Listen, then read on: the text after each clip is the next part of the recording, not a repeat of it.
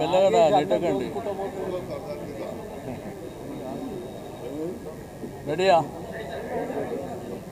అందరికీ నమస్కారం. ఈ నెల 27వ తేదీన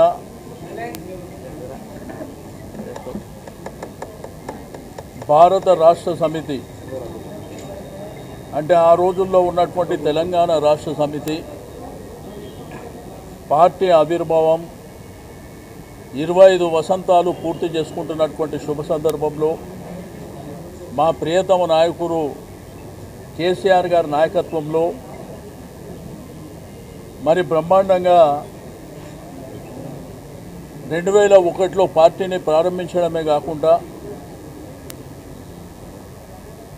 13-14 సంవత్సరాలలో తెలంగాణ సాధించడమే కాకుండా తెలంగాణ రాష్ట్ర ఆవిర్భావంతో పాటు మరి ఒక ఉద్యమ నాయకుడే రాష్ట్రానికి ముఖ్యమంత్రి కావడం, 10 సంవత్సరాల పరిపాలన ఈ దేశానికి ఆదర్శంగా రైతులు కానీ, యువకులు కానీ, మహిళలు కానీ, నిరుద్యోగులు కానీ మన గ్రామీణ ప్రాంతంలో నీళ్లు, కరెంటు లేకుండా సుమారు 65 సంవత్సరాలు ఇబ్బంది పడిన వాళ్లకు కేసీఆర్ గారి నాయకత్వం, వారికి ఉన్నటువంటి విజన్ అనేది ఏందో ఆ 10 సంవత్సరాల స్వర్ణయుగాన్ని ప్రజలు చూసిర్రు.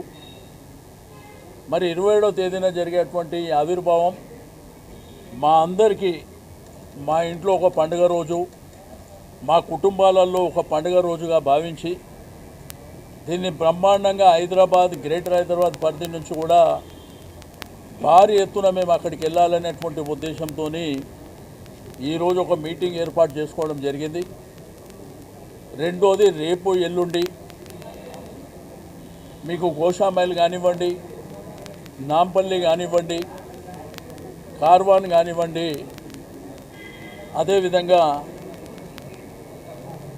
ఖైరతాబాద్, ఈ మీటింగ్లన్నీ రేపు ఎల్లుండి శ్రవణ్ గారు, కాలేరు వెంకటేష్ గౌరవ శాసనసభ్యుల ఆధ్వర్యంలో ఆ కార్యక్రమాలు జరుగుతాయి.